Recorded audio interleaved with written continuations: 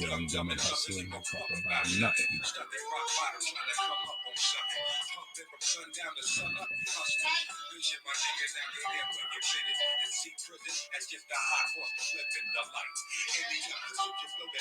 Dice on that OC, Shorty ain't going home tonight. That's on A10. Put it on the kids and the right. Been burying my folk ever since they raised the price on the coke. Searching for a quick and a joke. More money, more problems to cope. You believe it's morning. I'm alive, but that's the last thing on my mind. You believe it's morning. I'm alive, but that's the last thing on my mind. On rainy days, I sit back and count ways on how to get rich. Coolin' with a mean, ill Jamaican bitch. Banana coat matching with the ratchet.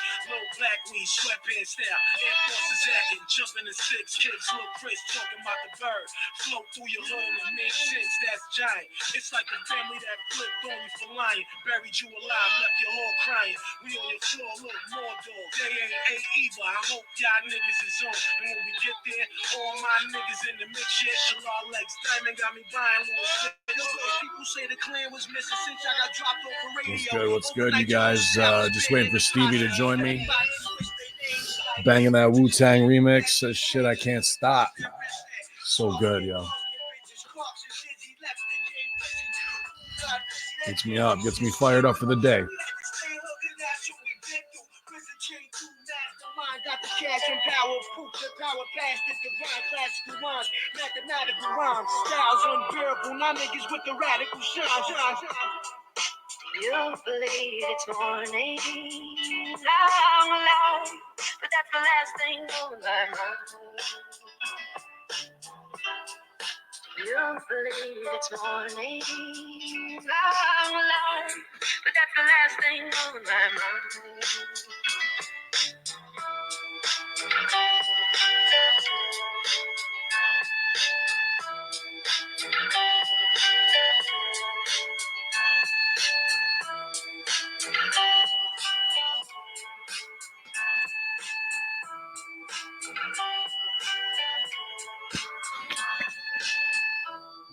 Damn, that was good. I just stumbled across that shit too. That was a fire remix right there. That's definitely going to be in heavy rotation right up. So shout out, what's going on, guys? What's good? I'm just chilling in the background at StreamYard. Figured I'd go live, send up the signal flare. J Hal, Captain Man 007, I see you in there. Appreciate you guys joining us this morning. Yeah, just waiting for Stevie. I think he probably had to feed the cats or whatever. He should be here in just a minute. Buckshot Kid, y'all, see you guys. Thank you, Fabe. Version, I'm just going to bang because it gets me fired in the morning along with my Dippin' Donuts coffee.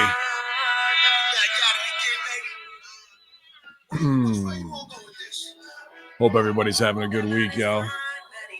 I watched the last hour AEW last night. It was, you know, it's wrestling. It's wrestling. Talked to Nick Aldis real quick from NWA, you know, name drop it. I just said, hey, man, I thought you had the best match of the week, dude. I thought Nick Aldis versus Tim Storm was the best match of the week on any show. The only thing I would have changed, I didn't tell Nick this, is Tim did a low blow in the match. And I'll talk to Stevie about this, but his character was so babyface, for him to do that was a wrong move in the match. I think they both probably regretted it backstage after and went, nah, we should have done the low blow. But, oh, this shit is so hard. I fucking love this song.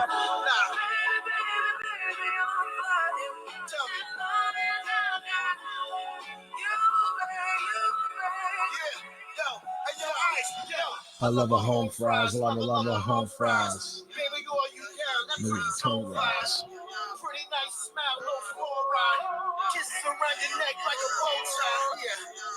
Jargo, what's up? Good morning, buddy.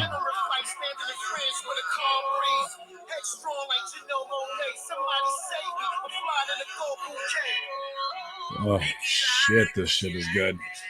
Yeah, so it could be your Friday locker room here. Solo. I know I saw Stevie in the chat, so I'm just waiting on him. I might need to double check, actually, make sure he got the link. Oh shit, turn it off. But yeah, I could do a show just where I sit here and bang my head to Wu-Tang all morning long, you guys.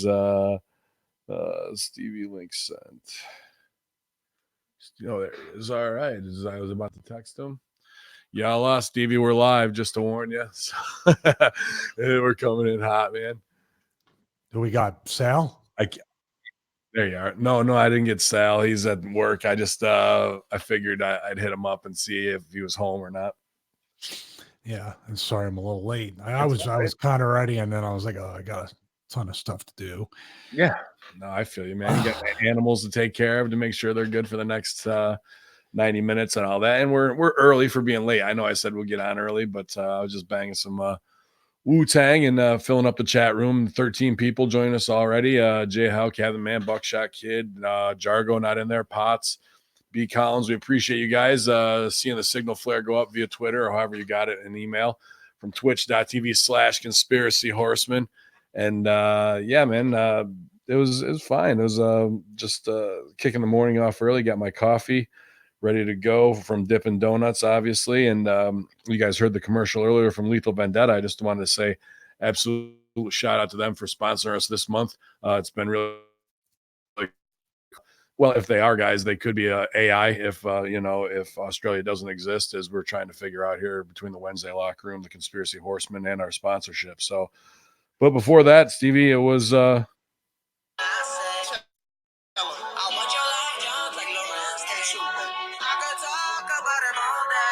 just a little hip hop, Stevie, to kick the morning off. Remix. I don't know why I have Ghostface. much trouble We're having a good the time. words. I just can't understand the words. Let's see the Soul Singer if you don't know. They remixed Cream, one of my favorite Wu-Tang songs. Now that sounds auto-tuned as fuck. That sounds super auto-tuned, that one thing right there.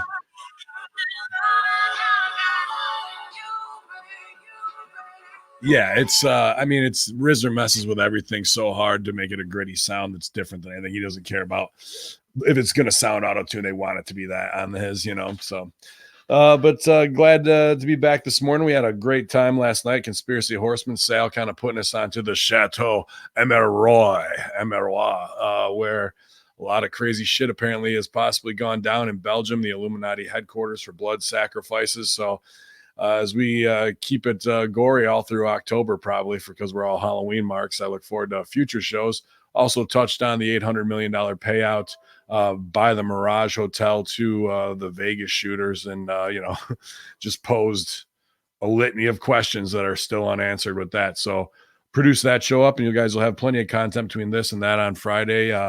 We had a great time doing the whole week recap of Russo Brand 2 hours of AEW, Raw, SmackDown, and Hell in the Cell. And then Master Shoot Theater, which people have almost driven off the road from laughing too much, which is now on Patreon. Excuse me, Stevie. As I cough went out here early this morning. What did you have to do errand-wise today, buddy? Well, the first thing I had to do was get up and I trained my wife for the only time. It's so amazing that being married for God, how many years now? Not many, but it just seems like we've been together forever, but that's not a bad thing. But wake up, I want to make sure she's trained and she gets her workout in. So like usually, you know how I am. The first thing I need to do before anything is get my workout in. But, I've been trying to actually sleep in a little bit more because we've been reading a lot of stuff about, I can never pronounce it right, but it was that episode 4, Fix Your Gut. I had John Brasone, I think. Did I get his first name right? Yeah, I think so. Okay. That was a while ago. But he was talking about cardi. Oh God, I can never pronounce it. There's a certain rhythm that your body has where it performs the best, where it doesn't. And he said, it should for me be around maybe 5 a.m. or so, where I was getting up at 3:30 and feeling a little bit tired. So long story short, my wife actually has started researching these elemental types of connections to the body types, to the types of people, the personality. And we're going over that over the past couple of days. And it's amazing how it all really does fit in. Like, what parts of your body are affected when you're stressed out, what part of your, body hurts, tendons as opposed to muscles or bones, and, if your stomach versus your liver. It's really pretty interesting stuff. I mean, might actually record a podcast with her kind of like explaining it to me. You'll have to blur out her face, though. She wouldn't have. No, we don't have a camera on her. She's mysterious. She's from the basement, keeping the kids in line with the band. You could do it like whenever they're on any of the drug lord things with the face blacked out. And then you need to do reflexology on your feet, and that will help your liver. Right? Yeah. In the deep. I'm gonna call her Dennis, just like Bob Lazar did in his interview. Yeah, right. She's Dennis. That's good. Awesome, man. Well, that's cool. I like that, dude. More in depth, whether it's chakra and aligned with endomorph body type. I am or exomorph. I'm more than willing to listen to any advice that way, because my sleep is all jacked up, man. Right now, dogs of war have been keeping me crazy. The differences in weather changes in New York, got your allergies all nuts, and then I've been working out hard and I sleep on my side. So if I do arms and chest, I know that it's going to be rocking and rolling up 14 times. I'll toss and turn at night, dude. So sleep apnea gimmick, since I lost the weight, I'm not snoring and all that as much, but I think I sleep maybe 1 out of every 8 days. Like I actually get a night's sleep. Well, you produce content, you edit content. There's not quite a schedule, and then you're doing possibly 10, 15 different jobs all at once. So it's a productive environment, but not necessarily a healthy environment in the long run. I'll say this too. No matter what people think of this new age, they can call it mumbo jumbo or the apothetics or the alchemy or whatever you want to call it. At the end of these types of marketing materials for all the stuff we're discussing, there's not a 20 to 30 or 40-second thing of side effects like the pharmaceutical commercials. It's not like it will kill you and you have to trade off these 3 things that affect you for these 12 things that will affect you if you take this pill. Side effects of what we do may include lower blood pressure, extended life, extended energy, more sex appeal. I mean, if those are things that you can't live with, then I'm sorry, don't do any of it. And the one thing too, being wrestlers throughout the years, and no matter what, how much travel you do, and we've really been studying this, and this is a good little thing for people to appreciate about wrestling, because I think they still think the guys magically appear. And even though some might have tour buses or better hotel rooms or bigger rental cars, you're still driving, you're still flying, or you might have first class seats. You're still driving, flying, sleeping in a bed that's not yours at a time that you're not used to, always changing, time zone changes. Sure, just like any other athlete or entertainer chose to do it. But then again, the damage is all still the same. And I'm convinced, because now being, the age I'm at, like I work out every bit as hard as I did back then, if not harder. It's difficult to see that the gains aren't coming. And it might not be because I'm not dieting right, or I'm not working out right, or maybe I'm not working enough. I think it really does have to do with the 28 plus years of travel, even a 1-day trip lately, or a 2-day trip, or a long drive back and forth. It's severe adrenal fatigue. Your metabolism screwed up. Your body doesn't know whether to sleep, heal, recover, be primed for performance, do all these different things. It's fascinating, but also frustrating, because I think that's why a lot of guys in their later years turn to drugs or get on a ton of shit and try to get their aesthetics back. They don't have the proper cure for the symptom. And that's what I think is really cool. Even almost 50 years old, now trying to learn it all over again and trying to find out what these symptoms are and what out of the box ways, not pill wise or shot wise, can I take to fix this for the next 20, 30, 40 years, however long. It's activity. You just got to stay active, whether it's physical and mental. And how do you connect the two to be the ultimate Renaissance human, where you're working on your art and your form. And there was something at that time where they appreciated both. I think when they were far more in connection with it, when they were making those statues of David or what have you that are everlasting. So yeah, by the way, everybody can start following me if I build this Hackintosh to see if I turn into Chris Benoit during the course of this.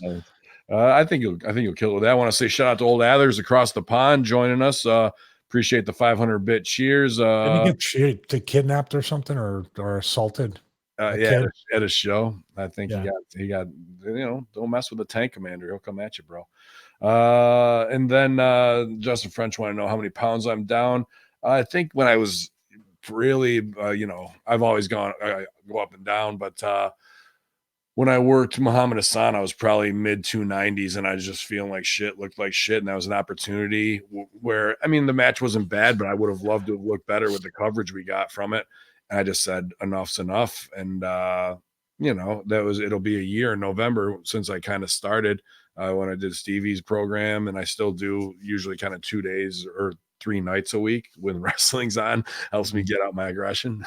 And also Planet Shit List where I do my cardio and I'll do HIIT training there and do Muay Thai in the back corner and scare the old people while I go and do lift sets. And I've been working a lot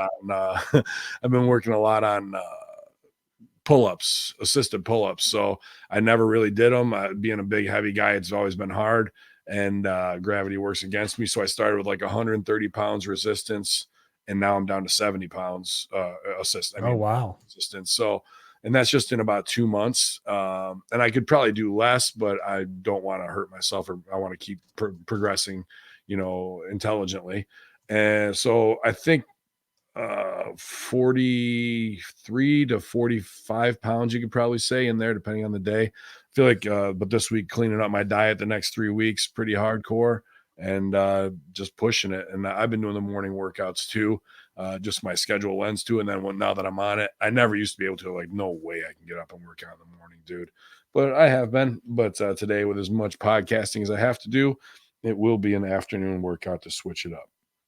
Nice. But hopefully you guys are all doing your stuff too, man. As the weather changes, it's easy to eat those carbs, all those sweets that we love heading into Thanksgiving and whatnot. So, stay tuned up. Don't just because summer's over doesn't mean you guys got to turn it down, right? And don't follow those same traps, because I know they are easy to fall into, man.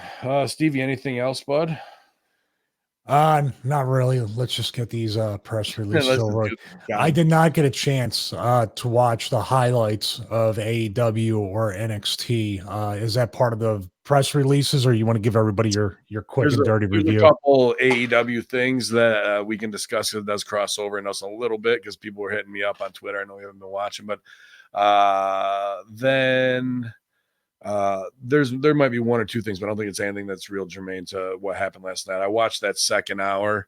It was wrestling. There was one thing that's not on the sheets in that second hour. I want you to go back and watch. It's in the Shawn Spears Moxley match. And in the beginning, they start hot and Tully's in the ring. And I can't remember if it was Moxley or Spears. Like, they turn and Tully takes it looked like a shoot headbutt to the head. I'm just like, Tully's a great sell, so he might not have. But, dude, I watched him as he powdered to the outside, and it wasn't like, my eye. It was like, fuck, that fucking killed, dude, Like, it was a back of a head right to the eyebrow bone, like eye socket. And it almost looked like it could be one of those knockouts, because I did get knocked out in a basketball game with one of those right there, dude. So that was one thing that stuck out to me, and they didn't really put it over too much on commentary. So I don't know, but I'd like to get your opinion on that. I'll find the clip and send it to you. It'd be a great sell, but then again, this is live TV and people are excited, but it was Spears, so I don't see it being, he's had enough live TV experience. If it was like somebody else, I think Tully might have been out of place so it's Spears and Moxley in a singles match. Yeah. Oh, they're giving pretty good stuff away in the first couple weeks. Dude, they're giving everything away. Well, what do you think about that? I was like, wow, what can you do? You had Jericho in the main too, and in the opener. So Moxley Spears is enough for your main event. You don't got to do all that shit, dude. And Cody, they did lights up, lights down with Cody, and like, again, like everything. Oh, lights up, lights down, lights up with somebody that already with the company instead of a debut. Right. And then MJF running at the end to be like, they got Cody because it was tag match, Dustin and gimmick versus Cody and or excuse me, Dustin. I can't remember what Dustin's partner was. Oh, Dustin was with Jericho. Dustin, I forget. Page, I think. Yeah, Hangman Page, right? So that they're doing crazy shit, and they put over that he looks, like exactly like we said last week with the cowboy shit. I won't go into it, but then MJF does a run in at the end. Is he gonna hit Cody with the chair? No, he's really his best friend. So he's a top heel who's Cody's best friend, and Cody's the baby face that they all just pop for on Lights Up, Lights Down. But MJF's supposed to have heat. So what the fuck is he? So like he's a great performer, but like they think he's gonna turn, and then no, he's loyal to his friend. This heel is loyal. Like it's almost opposite of Sasha Bailey. I said he fit in great in the women's division over there. I don't know, dude. I still feel like, and we talked about on the Raw SmackDown review. We should call it the SmackDown Raw review because they're reversed now. This should be the infomercial time. This should be all packages and vignettes with the spears. Give them the attraction matches. Give them stuff like that. But it basically has to be packages, or people come out like MJF came out last week and said my name. He did the whole thing of the introduction promo. We need the first month at least to be introduction promos, 50% of the show, right? Yeah, show me Sean Spears right at the duty free, right at Niagara Falls, with the shot over his back, talking something serious. Why is Tully with him? Yeah, exactly. Any of that shit could be against Cody, which mostly everybody probably missed if they didn't want to pay $50 or $60. The problem is they're trying to get guys over, and instead of doing the 10 thing and get away from it. Like you need to break away. Oh, he's still doing it. Shoot, you know what I mean? Like you need to let him. Like they wanted to make me this, I give him this and get it over, and they didn't even want me to do that because I got myself over. Well, no more. I don't answer to anybody. This is where I'm from, right here. Like you know what I mean? And this is like the energy that roars through me, and now you're gonna see it. And like lay it out. Like say what the fuck happened in WWE in his 13 years, but they all want to worry about getting the character. This is what the war is already. You're on the front lines, son. You got to fire shots instead of for character building. I know they want to do their company and act like nobody's out there and we're going to do our own thing, but that's the draw to their company, is to draw WWE into some fucking on the streets shit from the corporate office. You know what I mean? They're up there suit and ties. You can be down here on the streets running things, but they're not doing it like that. You still have to be pretty impressed with the fact that they have these big buildings. Was it sold out just like last week? Was it a big building that was sold out? Yeah, 14,000. But then they pan to the crowd on the floor on one side, and there's 150 empty seats. Because whether they were too high priced or the Saudis bought them and didn't show up, who knows? But like, too busy running through casinos, wait for gunfire.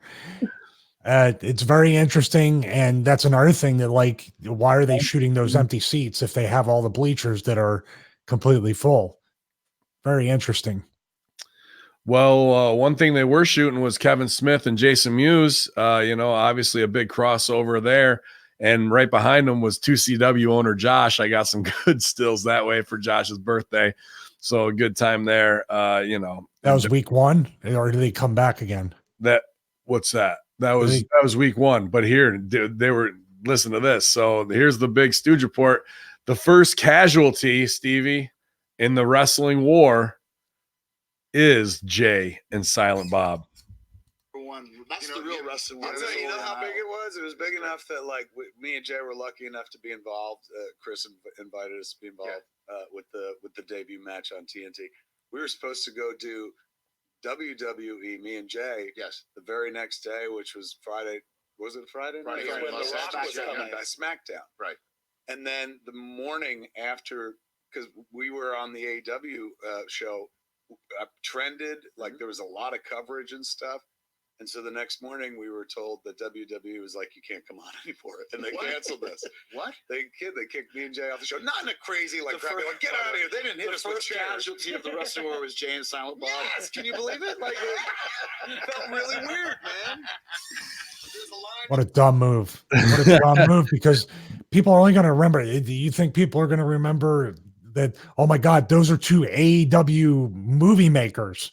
Like, Yeah. It's another celebrity that you're going to have come to your debut episode on Fox. Right. That was And really dumb. really would have gotten people buzzing. They were there, but they know if they would have shown up, I get it from WWE standpoint. If you would have seen Jay and Silent Bob on there, they would have, in a crowd scenario, the whole crowd would have been chanting AEW because they were just on the night before. There's no way they could have allowed that.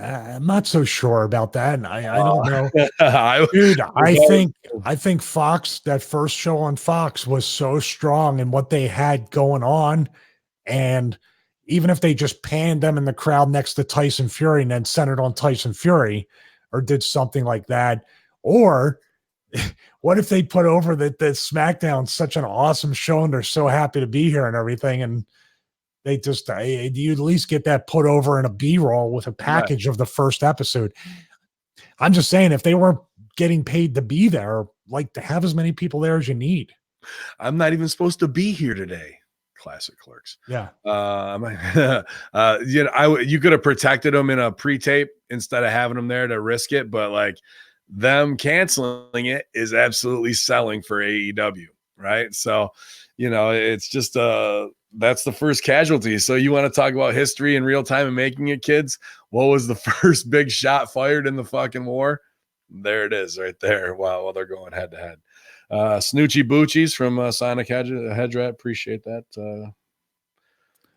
Let's see here. All right. So that was a pretty interesting little kickoff with AEW story.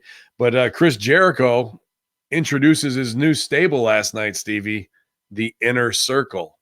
And their shirts look very similar to another group who uses pyramids and Illuminati symbolism on their shirts to, a group we may be a part of. So people were hitting me up last night, left and right, how close the shirts are close to ours. I mean, everyone's using this stuff, so you can't say that with Aleister Black, or there's tons of people. If you want to look at the Chris brothers, they've got it all over them. They're way into the Freemason and Illuminati shit. We do it as a combination of obviously the Four Horsemen shirt and everything that we look at conspiracy wise. And Greg Mosier did a great graphic for us with everything from Easter Island heads to Bigfoot to Loch Ness. I think Flat Earth thing, Flat Earth, everything's on it. By the way, I think the one that I put up in the countdown, we got to make that into a shirt. Yeah, absolutely. We got to get a high res version of four of us from that's the NWA one, right? I just have to do the work. It's my okay. I mean, is there any way you can? I mean, it looks great. I can do it in 2 hours. It's just like, all right, let me get the high res shit going, and I just got to rechop it in Photoshop. Did I ask for a royalty? No, that's the thing. People are like, nobody's tagging us, and I'm gonna trigger Stevie here, but nobody's tagging us on that because like they want to see. I see what the Hamin army does, and sometimes they show restraint, and that's fine. But they'll retweet it with the picture of them, the Inner Circle, which is Guevara, LAX, Chris Jericho, Jack Swagger, or Hager, excuse me, and it's just it's comedic to me. Like that, here it is, and the real underground, which is our crossover audience too, are gonna go, that looks a fuck lot like the Conspiracy Horseman shit. And everybody's aware of us, but nobody wants to put it over to some degree. And I'm not gonna go at Jericho, I'm not gonna go at because the Horseman could come at us. I mean, exactly. The Horseman could come at us. So it's not like we're at that level of a watered down version. Ours is somewhat satirical. And I can't wait for the day that Flair does come up and says, like, you owe me money for a shirt. And I go, yeah, we sold 10 t-shirts. Here you go, Rick. Here's $7. And this is actually more than my cut. My cut is 4. Yep. So there you go. Don't spend it all in one place. Right. But it's the impression of it, Here's the bigger question. Creatively, we just talked about infomercial introductions, vignettes, getting to know the talent. Do you really think we're really jumping the gun to have stables? Yeah, right. We don't even have. You just debuted Jack Swagger last week. We haven't even seen a singles match or got to know why he's not doing Bellator anymore. If he's still doing Bellator, if it's there's so much to know that they're leaving on the table. Now it's all, why did Sammy Guevara turn heel?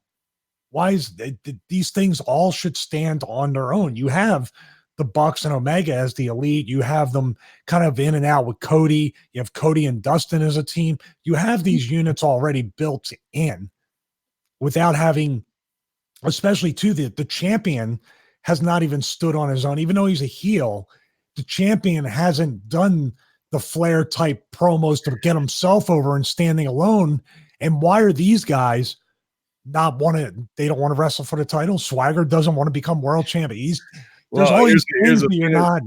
There's a big match that they set up before that in a qualifier for #1 contender. And next week it's Darby Allin versus Jericho for the title. Like, dude, Darby comes down at the end during the schmaz and drops in, comes down the ramp on his skateboard, hits him with the safe shot in the stomach, cracks him across the back with it, and it looks like a high school kid from the mall fighting a pro wrestler, dude. And they're like, yeah, next week, how is Jericho going to hurt the man who can't be hurt?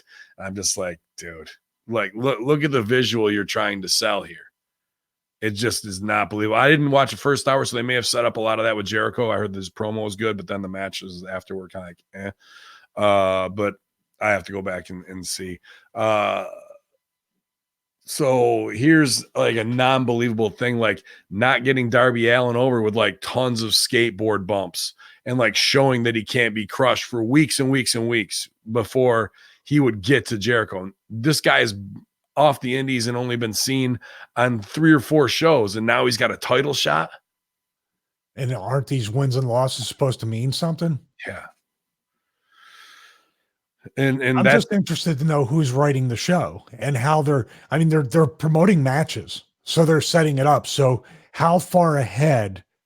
I mean, it's an honest question. It's not saying they're not doing it, but how far ahead are they booking? They have the buildings. I saw the schedule, the list of events every week. They're a TV company still and a pay-per-view company, which I think they should really stick with for at least the first year or two. If they don't do international house shows, it's too much risk right now. And guys are working really, really hard to be putting them on the road 2 days before TV to lead into that.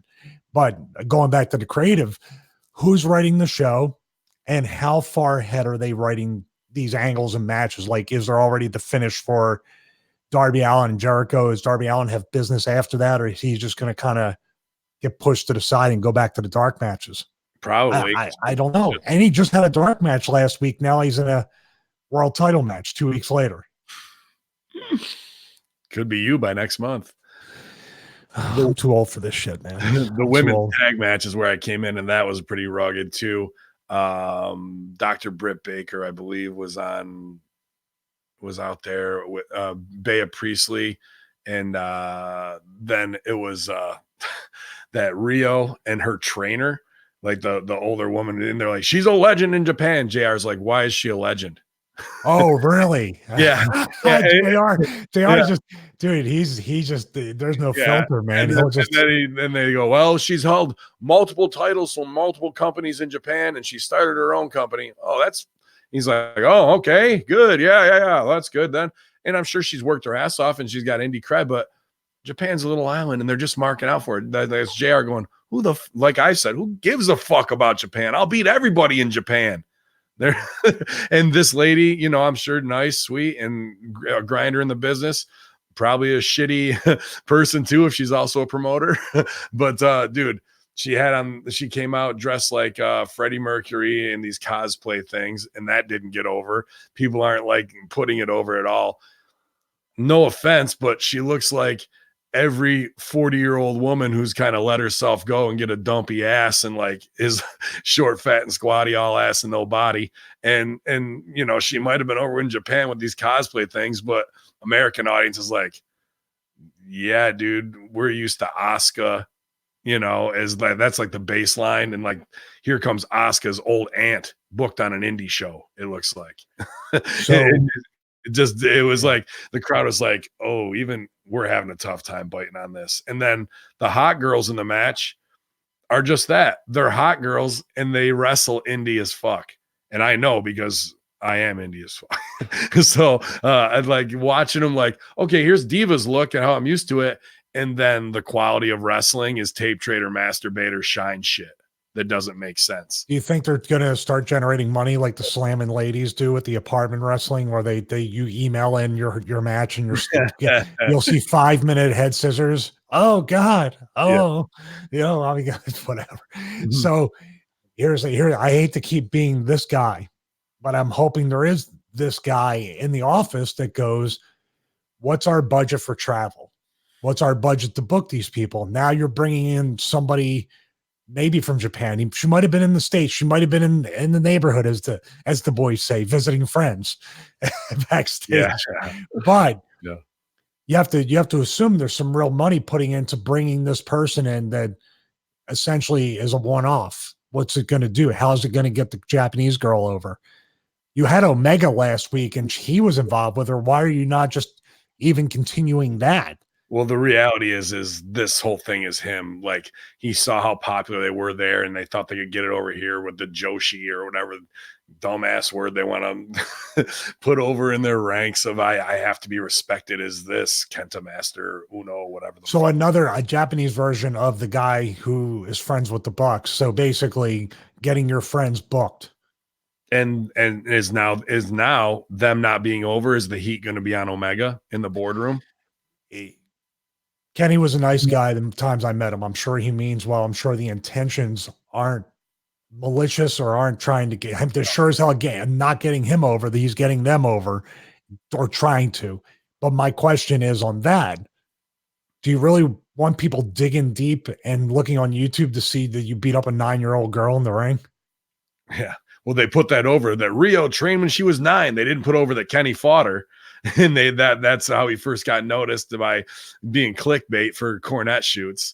Like, they didn't say any of that shit, right? But they put it over as all legit. And what the problem is this: Kenny's awesome in Japan because he gets the anime style, and he helped make that flourish and bring the white guy America to that. And he's a gaijin. He stands out amongst all these Japanese people as being completely unique. But he knows how to do that. I'm powering up like Goku or Street Fighter or whatever the fuck, Pokemon. When they try and do that here, that shit falls flat on its face, dude. And when he's down with his hands on the mat trying to power up from the earth like Captain fucking Planet, or he's pointing, I'm gonna run off the ropes here, dude. Like, it makes wrestling in America. That's just, when people put that over, that's them marking out for Japan shit. That is not good wrestling. In a fight, we want what looks like a real fight. In a real fight, you're not going to go, I'm pointing at the wall while I go jump over the wall, like, to set up a spot. It's just fine there. And it worked for him, got him over. It's going to hurt him here. Here's the thing too. Now I did my research. I always try to do my research in case one of these companies are stupid enough to call me to be a commentator, and I'll last a week just like you. But with Omega, he has a background as being a really good hockey goalie, and he had a choice to make whether you wanted to pursue and go however far you're going to go in a minor league, major league, whatever hockey. However far your hockey career would take you, and he chose to go into professional wrestling. Now, why are you not sitting down with Kenny Omega saying, I could have been anything I wanted to be. I could have been an NHL player, but I chose wrestling. And guess what happened? It didn't happen the next day or the next month. As a matter of fact, when I was in WWE developmental, Bill DeMott told me that I would be nothing. And I started over and I built this entire thing from scratch. Ever hear of the Bullet Club? Ever hear of the Elite? That's because of me. First guy in Japan to do this, first guy in Japan to do that. And guess what? I'm going to be the first guy in America to bring all this stuff, because this shit is stale. Watch it every Monday night. Watch it every Tuesday or Friday, whatever. You'll see what I mean. Wow. I'm different. I mean, that's a fucking 30-second, like, dude, wow. He actually cut that promo on me. And I'll tell you, when they were at 2CW. When you make fun of them, right? Not make fun of them in a mean way, but I did. I was trying to get my own shit in character. Because I listened to Cornette show. I was like, so tell me, well, who are you wrestling next week? A 12-year-old? Are you stepping up? And like, haha, like, we did it. I was doing a character for WrestleZone. And then, I kind of went out. I was like, so tell me, man, what's the plan? What are you doing going forward? And he's like, we're going to change the wrestling world. All this shit you've seen over here and all that, like that's over with. Like he went in on me and I was like, so I look back at that now, like if I didn't rib him, maybe I'd be in a different spot, but that's where you can always look back, hindsight 2020, and nobody knew what was coming with that. At the time, Bullet Club was taking off, but this was before all the Okada shit happened and all that. And he got over, and Josh, that's why Josh and Steve were brilliant at 2CW. They know beforehand what's going to be hot a year ahead of time. And then it blows up. And really 2CW, in my opinion, is a big part of the reason why AEW even exists. But yeah, he needs to do that. He needs to be that star, not run out, check on Rio, not get put through a glass table in a match and no DQ happens. And that's what popped me too, because we did that last week, no DQ. And then in one of the matches with Moxley and them on the outside, he rolls in to break the count of the ref, like to put the ref over. Like now we're super into the rules. Last week, no, but oh shit. So the Inner Circle. There you go, buddy. Other shirts at prowrestlingtees.com/Ben Hamin /Stevie Richards. You can find your Inner Circle shirts. All the best Inner Circle shirts. The Rock praises Tuesday night's NWA Powerrr. Season premiere, Dwayne Johnson sent a congratulatory message to Jim Cornette and all those involved in the NWA's successful premiere of their new weekly series, NWA Powerrr, RRR, which airs every Tuesday night on YouTube at 6:05 p.m. Eastern Time. The show has received rave reviews almost across the board since the premiere earlier this week. Congrats, Jim, the boys, crew, etc. I stumbled across the show last night and enjoyed it. I grew up in the territories and started my career at Channel 5 in Memphis, so I have a lot of love and respect for the small-scale crowd TV shows. Cool vignette feel. Keep working hard, boys. The Rock. That was a very cool message, especially after being on SmackDown, to send that out. I know Nick Aldis was pretty pumped about that, man. And the boys did a good job. I got to say, promo-wise, it was interesting to watch. I don't know how I felt about being taken back to the 80s. I liked it, but I didn't like NWA at that time. So I have a respect for it now, but at the time I didn't like it. So I have some weird adverse effect from when I was like 9 years old. Mm-hmm. And then, Eddie Kingston stole the show. I don't know if you saw his promo on Bram where, this guy's been around for years, so he can do it on the mic anywhere he wants, indie-wise, but he's been scripted on TV. Here, he's getting 45 seconds to do what he wants to do as a real performer, which you don't get to see on, well, even it's YouTube, on TV, but on a major brand anymore. And Eddie Kingston was in the moment, listening to his scene partners, reacting to them, saying something, letting them react, and then coming over the top. And his scene partners knew they had to amp it up, but they couldn't outshine him because that was his time to do his thing.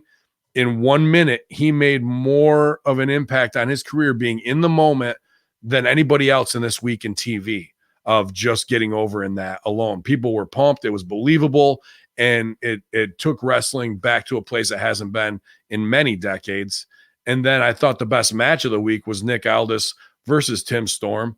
It was a purist wrestling match. There was one spot, Stevie, that killed me, because at the end, Nick's the heel and he cuts his promo and he puts over Tim in the ring as like a guy, they build him up, 52 years old, and this could be his last shot that ever. But in the match, Tim does a fucking low blow. And they try and put it over and it sticks out. And you're like, ooh, that was a bad choice, because he's baby the whole time. And they try and put it over as, oh, that must have been desperation. He wants that title. He'll do whatever he needs to. But dude, not after you've built the man comeback John Wayne story. John Wayne wouldn't low blow a guy unless he got low blowed first and all this other shit. And it was retribution. And I bet when they got to the back, like, fuck, that was good. We just shouldn't have done that low blow. It stuck out to me, because at the end, when he puts him over as a man and they're all clapping for him, like, yeah, but dude, the guy just hit you in the fucking nuts. He's not going to be the dude. You're like, I got a lot of respect for you, man, in your career. So I was like, oh, that one spot just sticks in my neck like a wire, dude. When I didn't tell Nick that, like, I wasn't going to be like, hey, great show, except for this one thing, Mm-hmm. Oh, we all make mistakes, and that one's a pretty glaring one. That's I can't think of Tim Storm not thinking, well, what else can I do? And going for it. I like the atmosphere because I did like the NWA studio shows on TBS. The Power Hour was basically the Superstation Power Hour at 6:05. Where did they do it? It's in Atlanta. Oh, okay. Well, I live in Atlanta. Shows in my house. Is it at my like Sal said? It's not in my house. So I like the studio because they recreated a larger version of the TBS studio. Unless it's the exact studio because I have the white wall and it looked dead on as center stage. It's supposed to, but I don't think it's the exact room, but yeah, they did a great job. Marquez did a good job as the interview guy, just being impartial in that old way where it's not trying to get things over, but facilitate. And you're not, your eyes aren't going someplace else because it's some little hot chick in a dress. You can actually focus on the performers and what's going on. Now I ask a question. Yeah. Do you think for this episode, I ask a lot of questions. For this episode, it seemed like the fans really wanted to put over the product as a classic thing. They tried to be a classic crowd. Once again, these crowds can tend to hijack these shows. Yeah. So how long do you think before the crowds try to get themselves over? That's the thing. That was a plant crowd. Like if you look at them, studio crowd, yeah, you can see there's 14 indie workers and there's dudes with lanyards on who are probably helped with production and and they want to be part of the show so they can, when the applause meter comes on, and take your lanyard off for Christ's sake. Exactly. So it was things like that stuck out to me of okay, I love the look and feel because it's nostalgia but it's the reboot. It's got that Karate Kid reboot feel and it's in the YouTube vein. So I get it, totally. But then when you're forcing crowd reaction, there was awesome stuff where they were reacting for sure, but there's times when they're fighting in the crowd and the crowd has to be a certain way, you know what I mean? And to make it feel 80s, that just doesn't feel real to me. And that is where I don't like to have my suspension of disbelief broken. So we need a more real crowd who isn't going to hijack like an AEW crowd, but it isn't a crowd full of plants and production people who are 1 degree of separation from people on the show. Well, what other way are they going to, at this point, have people show up to maybe buy tickets? You see what I mean? You run the risk of those bleachers being half empty. And you said the delivery method too. I mean, probably won't call you out on it, but I agree with it. Is the delivery method not reaching high enough levels to where they want to go? Yeah, you suggested Netflix or Amazon Prime or something, because it does have, and add a little bit of documentary footage into it, a little bit of behind the scenes, real stuff, the 10 pounds of gold stuff. In that way, Amazon or Netflix sees it as, oh, it's a show, but there's a show within the show. I think so. And whether I'm sure they've been trying to and just couldn't get the deal done in time for production, or if somebody passed on it and then they'll come back and say, oh, look at this. They did something on YouTube themselves. Yeah. And then reject it 3 more times and you can talk to us. Yeah, exactly.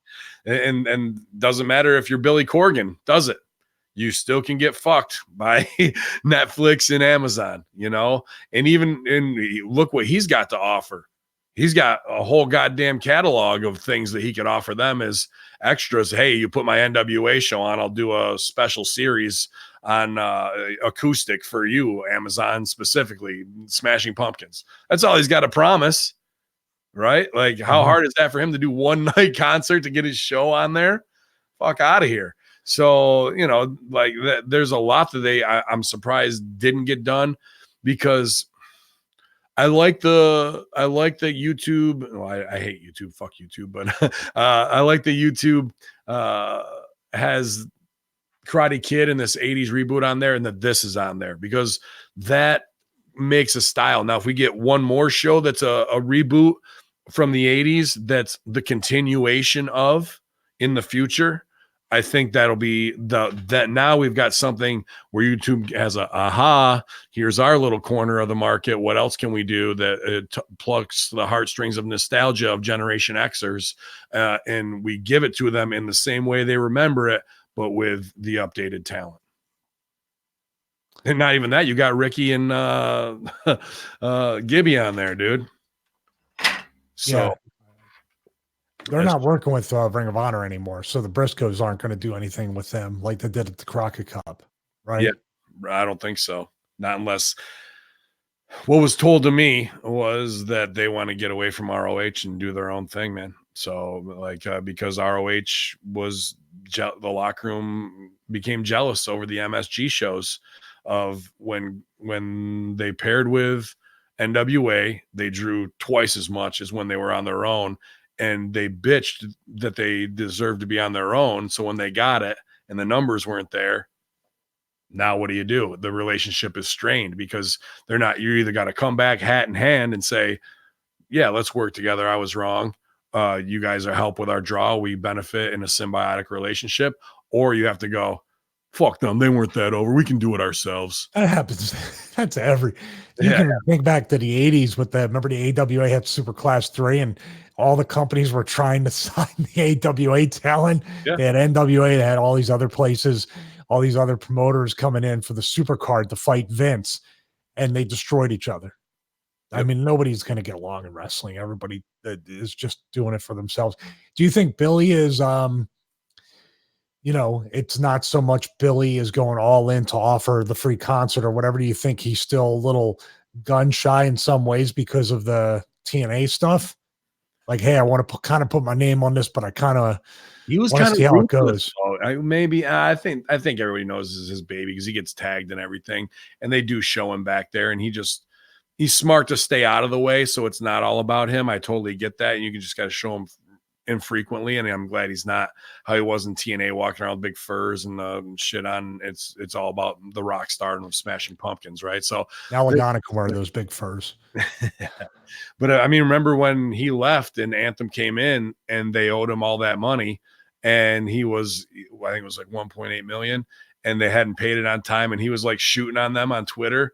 So like they got paid and then they just went silent and went on their way. Right. And that's when he bought NWA. So it'll be interesting to see how his part plays out, but I would keep him off camera as much as possible until I make my debut and call him out. That'd be probably the best thing you could do. Nice.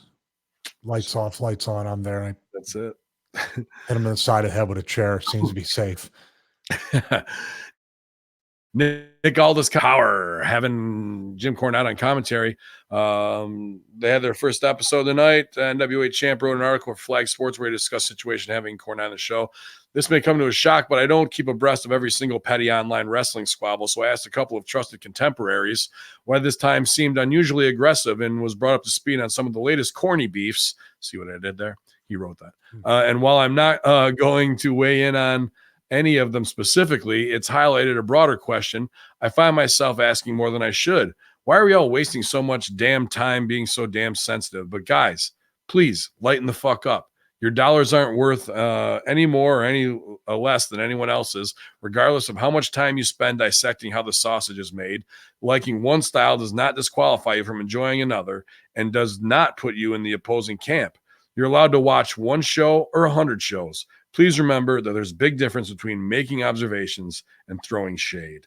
Aldis continued, it's not my decision to make, but if it were, I would have Jim Cornette too, because he's the best extemporaneous speaker in the history of the business, along with the great late Bobby Heenan. Guess what? I don't have to agree with everything someone says about our industry to work with them or to enjoy their work. And no, that's not me saying I agree or disagree with him on his opinions. Do you still have mixed emotions about anybody that sells for anybody that tweets anything?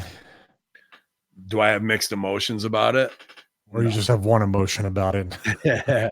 Yeah, pretty much, dude. Like, if you're going to get roped into selling, I don't think Nick is selling there. No, I don't think so. But just the answering gives them more credibility than they're worth anyway. Right. You know, if it's a thing where, you know, the Stooges are coming to you and you're a top guy like Nick and they're like, dude, Cornette, should we have Cornette in cancel culture? We gotta, what do you think? And Nick's got 19 other things on his fucking mind on getting guys over. And now he's got to worry about that, dude. And controversy creates cash, and Cornette is a part of history. So unless it's a Bill Cosby type situation and not some cunting off online about a phony sport that is predetermined, then shut up. Like he can do what he wants to. And that's what Nick's saying. And even if I don't agree with his stances on things, Cornette was around during original NWA and he has value. He hasn't been caught, with an underage girl or in the airport with a senator in a bathroom tapping feet. So who gives a goddamn? Like, I don't care what your mark opinion is what he's saying in the most gentlemanly British way possible. It's amazing that nobody's gone after Billy to say, we're not going to buy your music now or do all this other shit.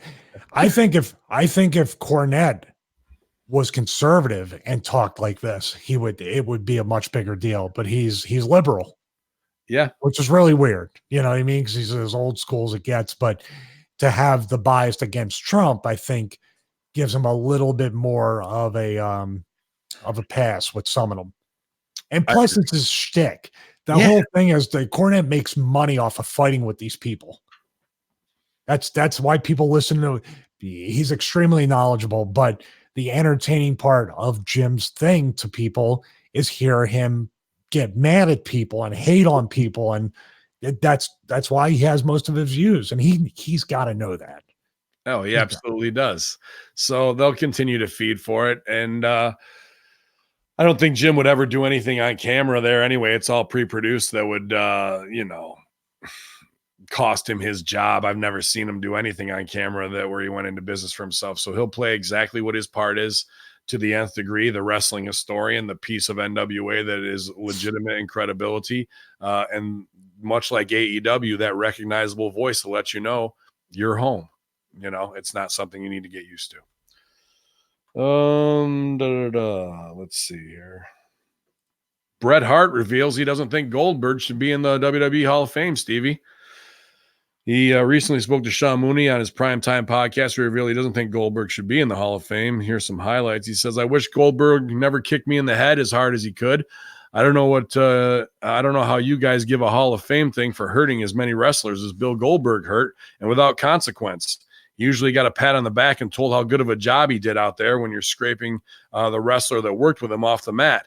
When Bill Goldberg kicked me in the head, I honest to God, I lost about $16 million in 1 second. I just signed with WCW for $3 million a year, and for another 3 years on top of the 2 years I had left on my original contract. So it was bad timing and unfortunate. With so many wrestlers that were up there he says on wrestlers not being genuine in their Hall of Fame speeches. He says so many wrestlers that were up there in the Hall of Fame never thanked anybody. They thanked Steph and they thanked Vince and they thanked Game or Triple H. And I think that's such bullshit. They should thank the wrestlers that made them, the wrestlers that work with them. I was so disappointed in how many of them never thanked the wrestlers that went to all the trouble to help them. Most of them had no recollection of anyone helping them, said Hart. So Hitman firing shots here on, with the Goldberg stuff. Yeah, we just saw this with Matt Riddle and the way it really went down or whatever. And, Riddle's trying to get over. But for your generation, my generation, there's a lot of truth in that of Goldberg getting fast-tracked because of the look, because of Austin, squashing guys nonstop, being dangerous, and they gets the pat on the back because they did what they want them to do, and it's a false positive, especially when you get to Saudi Arabia and you're expected to do something and you still suck because you never had the fundamentals to get over anyway. And then I gotta say, dude, this is got to be right in your wheelhouse with what we talked about with Chris Masters, leaving your nose on the side of your face and getting patted on the back for it. Well, I've been scraped off the mat plenty of times from wrestling Goldberg too. So I've been there. There's one time where I was not very happy at all because I asked him, wait until I look at you before you spear me. It was a segment. It's up there about promo, me, Christian, Test, or somebody walking down. I said, let's get him. I rolled in the ring. They stayed outside, one of those classic things. Mm-hmm. And I was like, where are you guys? Because I turned away, what are you guys doing? Before I turned around, he speared me, and my neck and upper back, I thought I broke my neck because it didn't look like much, but I had been speared. Imagine getting speared in your head sideways. Yeah, dude, you're not level or straight to take your bump. You're coming in a car crash style. You're literally T-boning yourself like if you were going to get hit in a car crash from the side. So, I wasn't happy about it, but we had matches after that were actually completely fine. And he saw it. We had a match actually where I jumped the bell on him, hit him.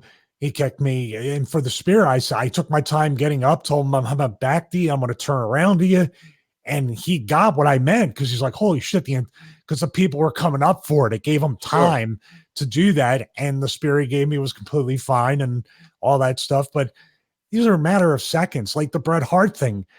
You should have never even like, I don't know. Bret's smarter than that. Like, I'd never want to get kicked off I never kick anybody off the ropes. And if I do, I never kick them in the face. I remember that kick, dude. That kick is blazing into my head. That turning side snap kick. It's the same thing because his head went sideways. Yeah, dude.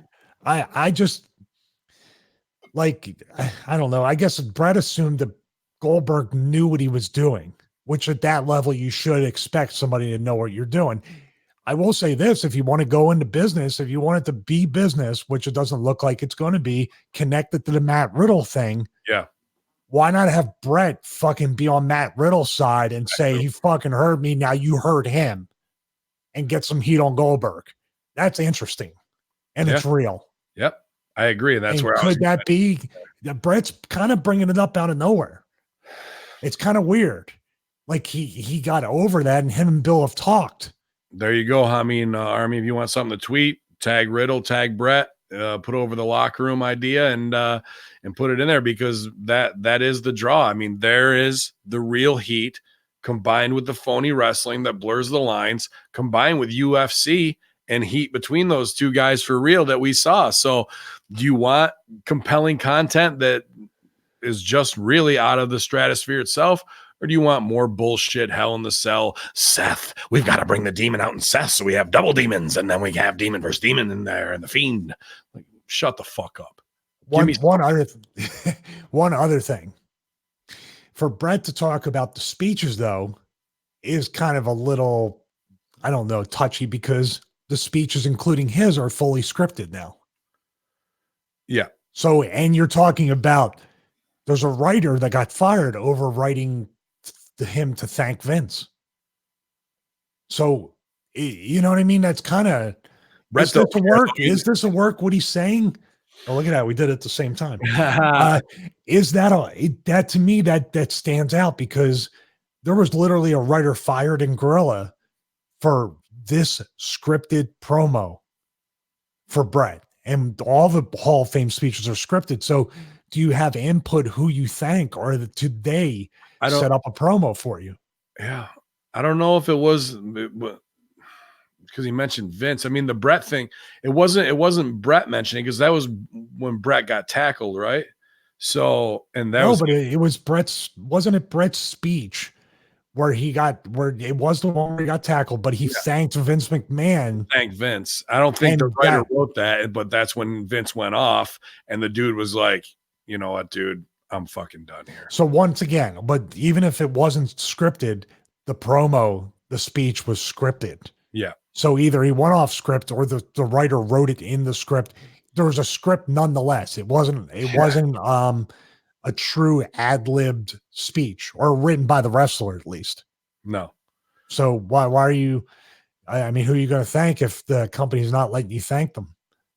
Yeah. I don't know why you just don't go into biz for yourself. It's ridiculous. That's like if The Rock said he'll say whatever he wants, but what if he's like, hey, thanks to Kurt Hawkins for training me and getting me ready for my WrestleMania match against Cena.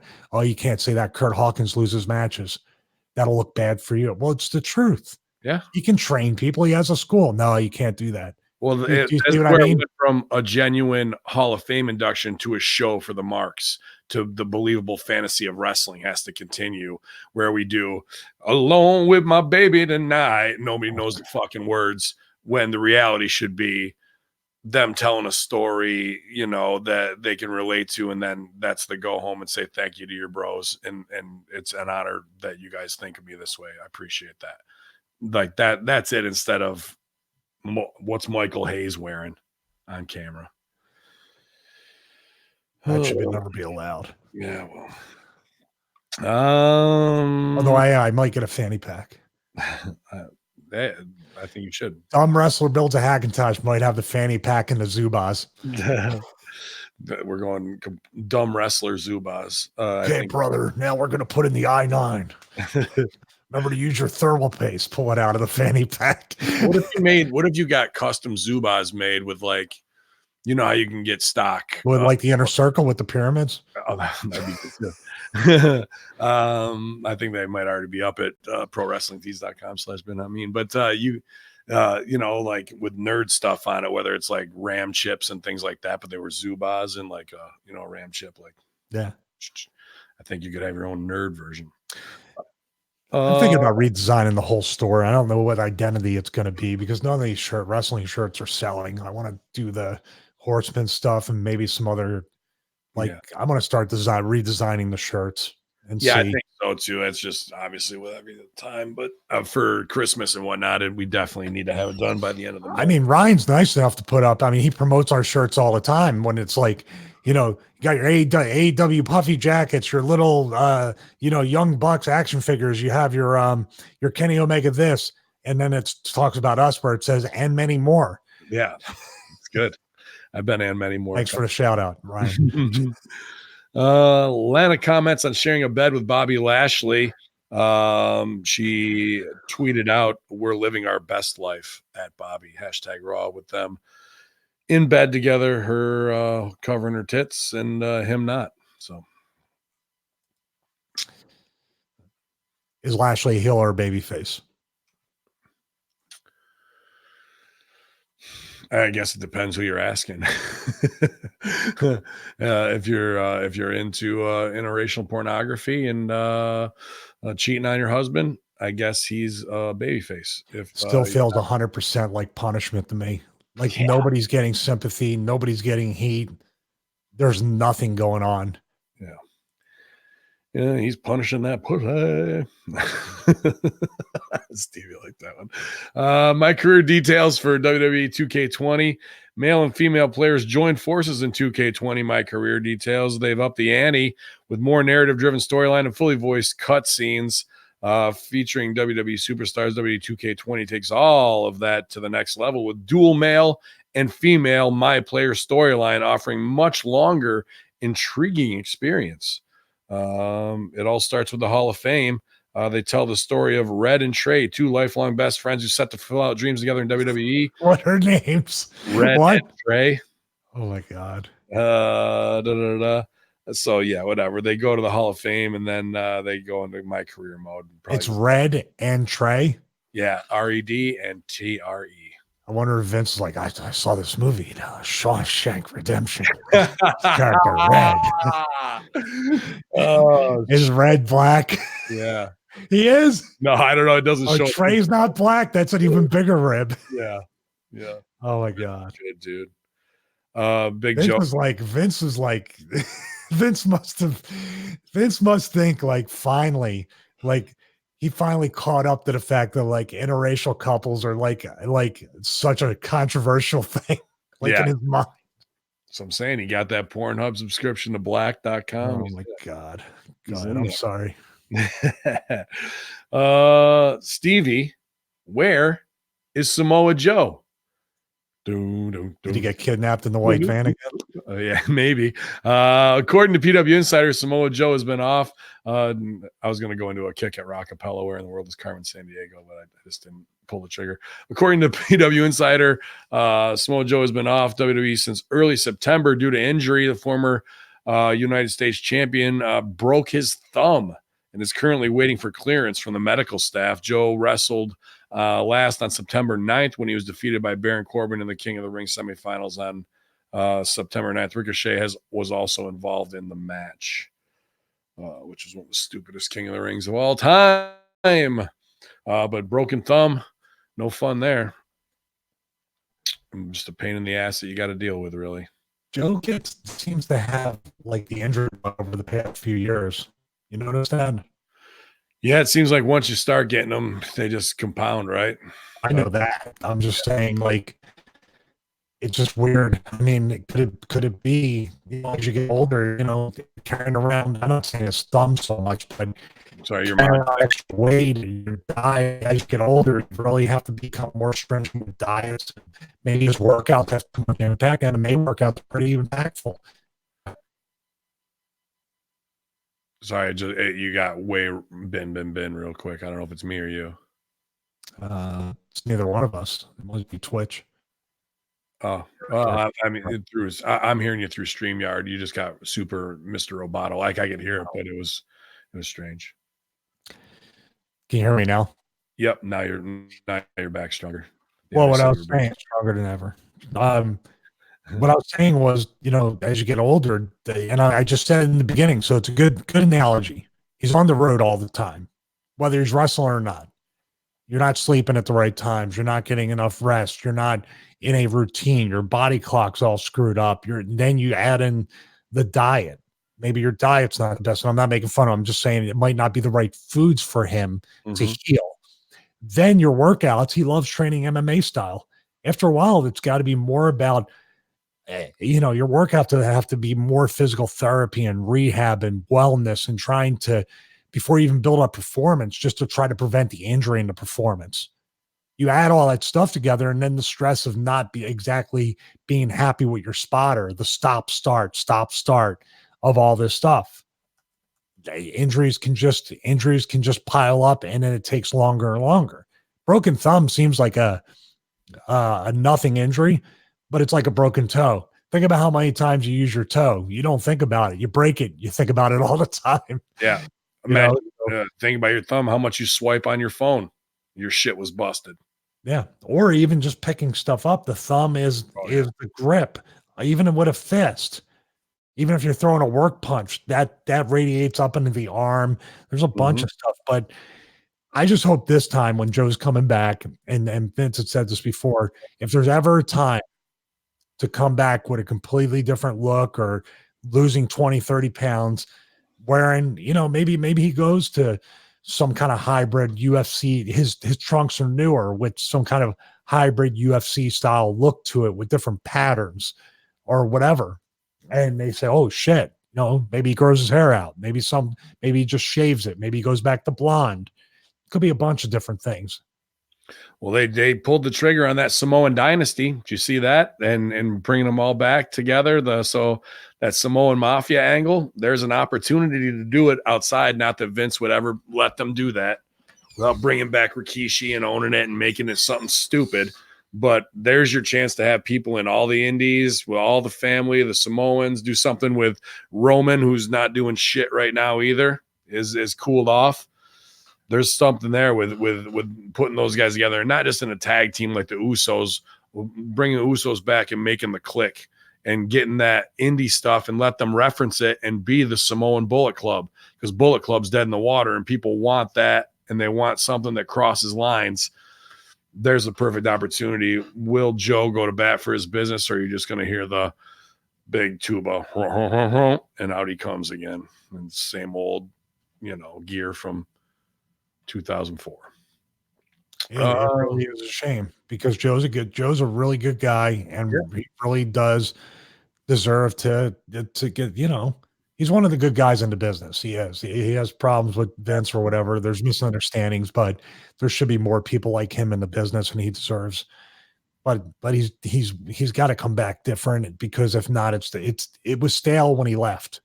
It's got to be new now.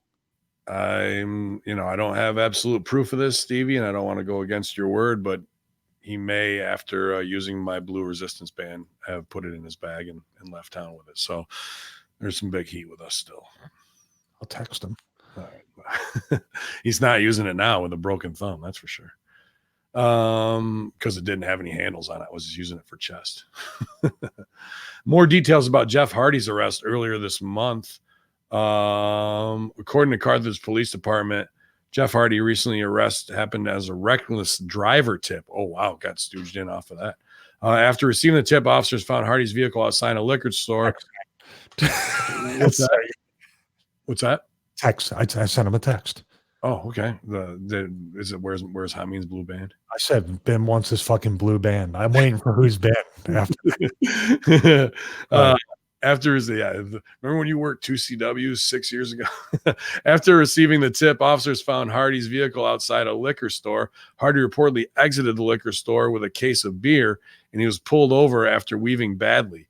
Police found dry blood under Hardy's nose, supposedly due to a fight with Hardy's wife earlier in the evening. That was pretty weird. Hardy told police that they'd had 2 shots of vodka and failed the field sobriety test.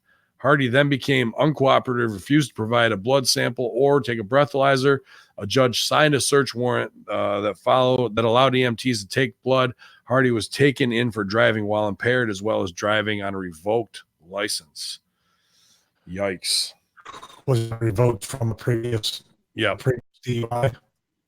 Yeah. Sorry, you're breaking up again real quick. If you just want to give it a second. Back. Not yet on Streamlab. Your eyes are froze real quick. Damn. Oh, shit. I wanted to screenshot that. Your eyes are like no. You're still choppy, but you don't sound like a robot yet. You're catching up. 1 second. All right. I don't know what's going on. I did my speed test. I'm fine. It could be me. It could be my internet connection, but as I'm hosting and you remotely. Yeah, man, with Jeff, dude, I don't know. I can't see him bringing him back after this, man. And is AEW gonna take the chance in bringing him in to be like a liability? Don't. Am I okay now? Yeah, you're good. No, don't think for a second WWE is not going to continue to use him. Okay. Not going to bring him back for even just, they may punish him by putting him on Raw or NXT to try to just get the ratings up, and maybe the money won't be. I don't know, man. How long till this guy kills somebody, dude? But Ben, how many other times has he done this? Yeah, I agree. I mean, this is stepped off of the first DUI. Probably, maybe that could have been what he had to have suspended or even revoked license before. Probably the last DUI was the revoked license. Then he got the public intoxication charge for falling asleep on stairs or something. Mm-hmm. And then the whole thing with I mean, the bigger story is too, and unfortunately, I mean, and I know him for a long time, him and his brother, really good guys, both of them. That's no excuse for what's happened, because Matt has been there in the past too. Mm-hmm. And this whole domestic thing is the scariest part, because they have at least one kid, if not more. So, man, when you're getting into fights like that, I don't want to say, I mean, that's the scary thing. There needs to be like an effort between them and the family to kind of like, the job is secondary to what real tragedy could happen off of this if it continues. Yeah, I don't know, man. It's a tough situation. I just don't see. He's home, not booked. He's home, not booked, doing anything creative. Probably just day drinking. Like dangerous scenario, dude. Every day, possibly, of what could be, unless he really goes full rehab and just checks in and gets it all right again. Like if you got to keep doing it that way, then fine. But so you're getting blown in on a 1-800 number tip and getting fucked over done. That's pretty hardcore. Yeah, but dude, as long as he's selling T-shirts and as long as he's drawing any kind of rating, which he will. Sure, they're going to use him. It's a business, man. It's just like the NFL. I don't say WWE's any better or worse than them. They'll let people, like they banned this guy, Vontaze Burfict. He's a dirty player and he's hit guys and he's going to fucking kill somebody or put him in a fucking wheelchair. So he should be suspended for the year. But they had like people who have had domestic violence stuff and other things come back to the NFL. That's what this whole season of Ballers is about that. Yeah. So, I mean, your value, it's unfortunate. And it's one of the things I hate about just life in general, that your value as a human being is sometimes determined by how you can catch a ball, throw a ball, take a bump, or wrestle a match and entertain people. Jeff Hardy and Vontaze Burfict or Antonio Brown are considered to be better people than us because of what they provide as a service. Those are the role models. Those are the heroes. Mm-hmm. Yes. I recently did an interview where someone said, who are your role models in wrestling or in athletics? And I said, well, there's a saying about your heroes always letting you down. And I've experienced that like everybody else. But at the same time, I don't look up to none of them. And I don't expect anybody to ever look up to me. You can if you want, but that's not the purpose of why I live my life. And the purpose you should live your life is not to look up to a pro wrestler for any reason, because things like this can really affect you and let you down. Yes, because you're pro wrestlers, because they're not the people you're seeing on TV. Yeah, you're in love with a character, a false image of who they really are.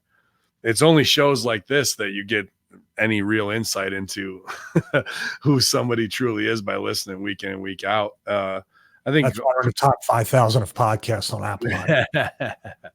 That's it. I think I have a different look at Conan after hearing a lot from him as well.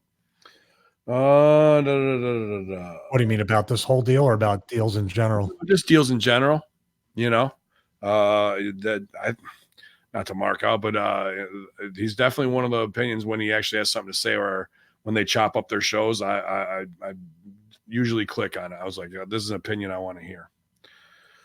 And he'll even go in on his boys like Hoovy and shit, dude, after fucking up like Jeff Hardy that much. And he lets it go straight. I got a lot of respect for a dude who can be critical about people that he cares about. Sasha Banks reportedly suffers injury in Hell in the Cell match.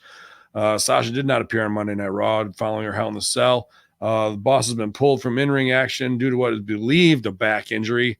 Details are scarce at this point, but I'll keep you updated as more information becomes available. I won't. ProWrestling.com will.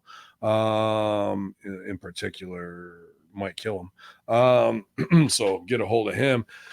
But yeah, I'm shocked that a 115-pound girl's body can't withstand being slammed into steel. You'd think they'd be tougher. Yeah, that match was so just easy on the body, or as Lanny Poffo would say on the Gazelle commercial, easy on the credit card. I'm telling you, man, I bring it back to me because I wrestled some rough matches. I've taken some big bumps. But I've tried to apply psychology since I knew what psychology was in almost every match that I've been involved with. And for the past almost 2 years, minimum 18, 19 months, I've been fighting like the compression fractures that have finally caught up to me. That I had some compression fractures, some other things where my spine, my lower back is compressed. And this was not like injuries that I just suffered recently. These are cumulative injuries from WWE days, not even TNA or ROH or anything, that have eventually just snuck up, and now it is a daily occurrence.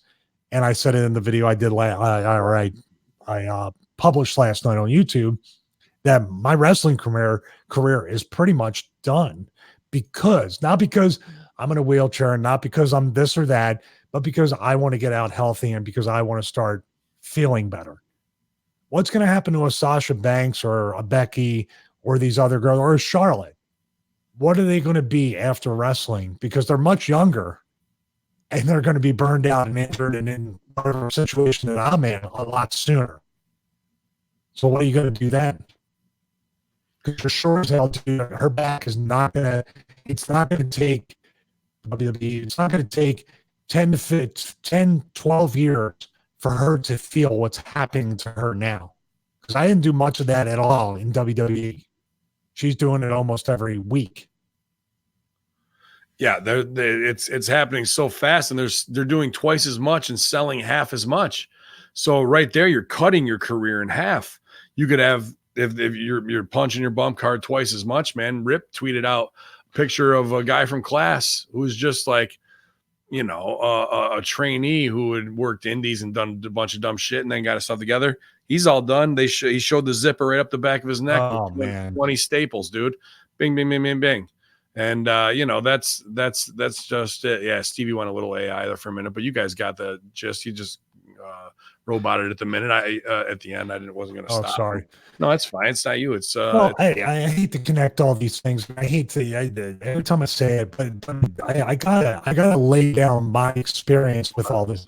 Sorry, Yeah, I know. Before you do it, was starting right when you started there. So I didn't want you to go into a good one. I want people to hear this stuff. Unfortunately, right now, being a little crazy. Want me to drop you out and come back in, see if that fixes it? Yeah, Quick? do that. Okay.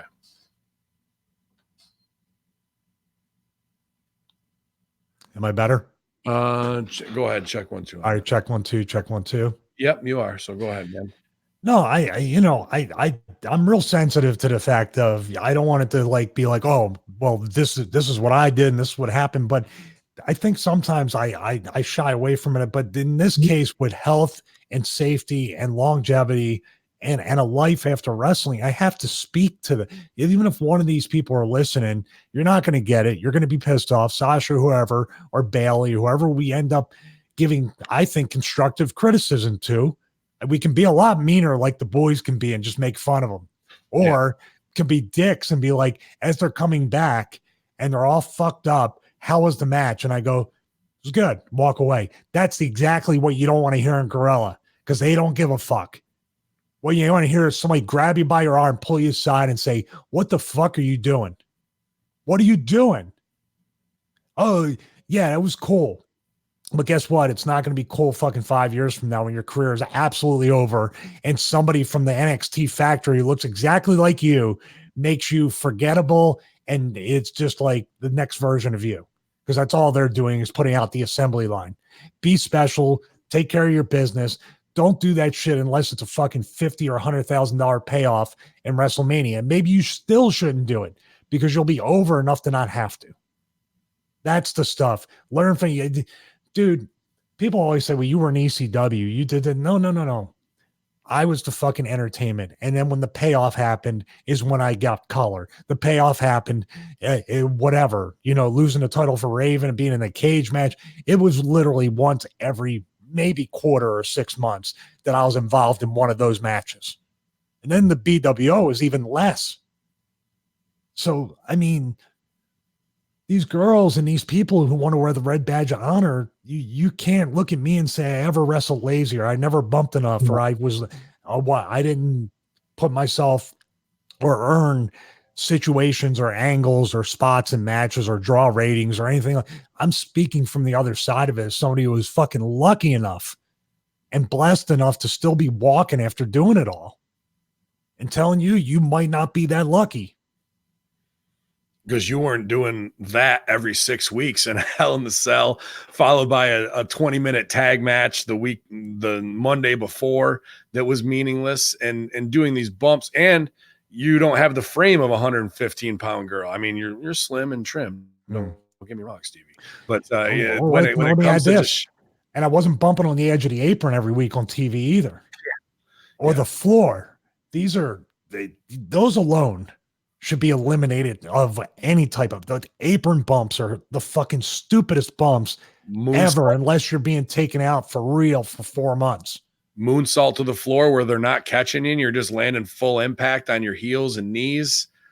Like, and this stuff just continues to go on. Or even when they set up the innovative special spot, we'll put 3 kendo sticks in the fence and put a chair in it, and then we'll sit her in the chair and we'll give her the flying HIAC sidekick through the air, and then she'll fall on her face, and that'll be awesome. Okay.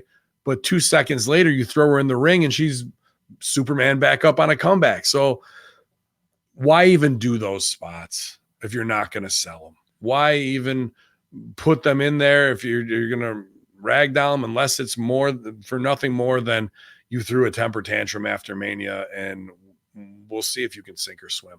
And don't think that Vince and everybody in charge sees that, oh, you want to do all that shit, go right ahead. No skin off my back. Yeah. You know what I mean? And you won't be over. You know what I mean?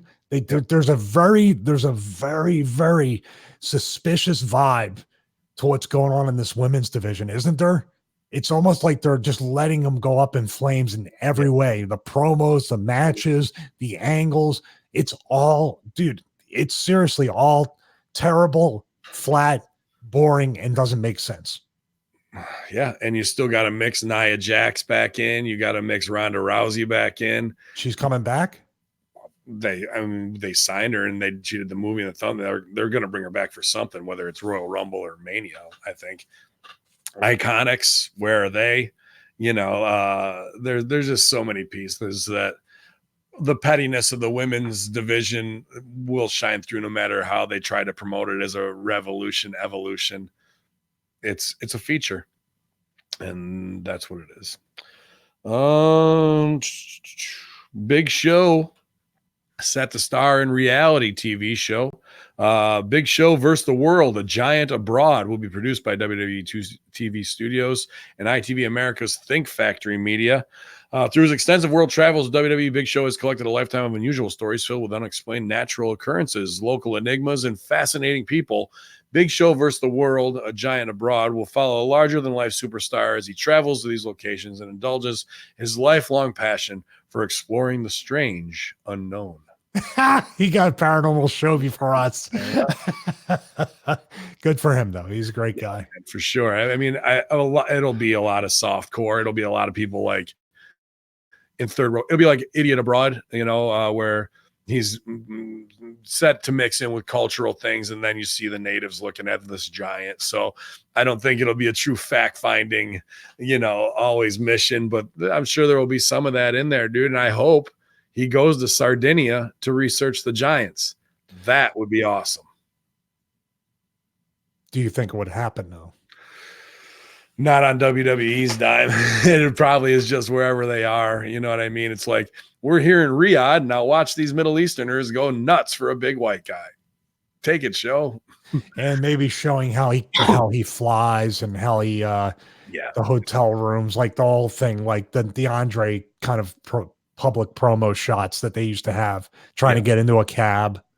All that stuff, that's why it'll be the Idiot Abroad stuff, especially when there's language barrier and just him taking selfies with people, and which is great. Not great because he's not an idiot. You know what I mean? Well, the Idiot Abroad thing isn't. I mean, Carl Parkington isn't a idiot. He's just a guy who doesn't want to be outside of his safety zone.